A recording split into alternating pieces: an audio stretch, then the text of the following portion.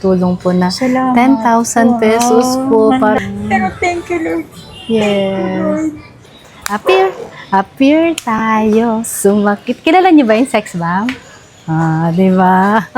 Kakanta pa sana. Appear tayo, sumakit ang ulo ko, sumakit ang bewang ko, sex bomb. Wala magawa.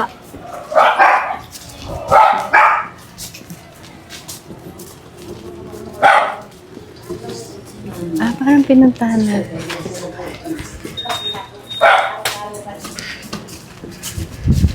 Consultation. Oh. Hi ate, parang naaalala ko Binigyan kayo. mo ako. Di ba? Binigyan mo akong apple. Nung nangangampanya ko kayo, kasalukuyang walang-wala akong buhok nun dahil nagkikinom ako. Pero ngayon, you're doing good Oo. na po. Okay. Yes. Kamusta ka na, may ate? So far po, madami pa po akong mga test and mga para po dami pa po akong kailangan gawin. Pero so far, salamat sa Diyos. Yes, basta importante. Every day is Prayers, a blessing. yes, tama ka dun. Every day is a blessing, lalo na pagka Totoo po yun. maraming nakasuporta sa iyo na pamilya.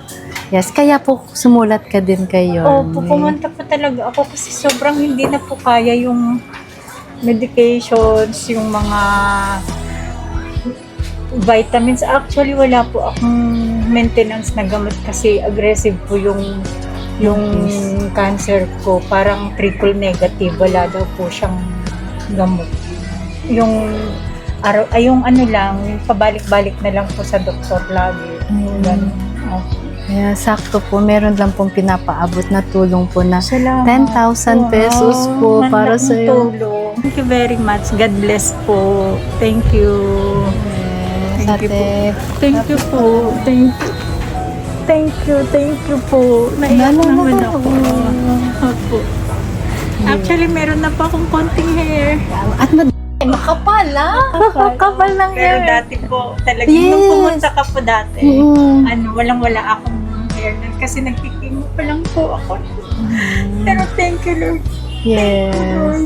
Laging maraming nakasuporta. Huwag kang mawawalan ng pag-asa, ha? Salamat po. Yes. Thank you, my ate Thank ko. you. Pero tignan mo, wala kang buhok dati, pero ngayon ang kapal, di ba? Ganda yung sinabi ni ate na every day is a blessing, Totoo di po ba? yan. Totoo po. Tsaka, sabi ko nga po, parang blessing din na nagkaroon ako ng gantong sakit kasi parang mas lalo akong lumapit sa Panginoon.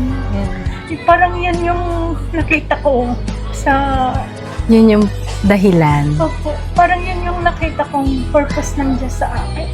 Oh. Tapos lumapit sa Kanya. Walang ibang kakapitan kung hindi siya. Ang Panginoon lang natin, no? Sobra. Kaya nga minsan sabi nila, ang kalungkutan, ang pighati, minsan may dahilan yan kung bakit, Tsaka ano?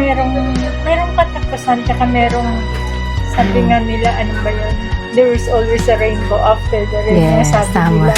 Totoo yan. Pero thank you po. Thank you Yes, dito. thank Malaking you. tulong po. Thank you. Pagpipray ka namin lagi, ha? Salamat po. Salamat.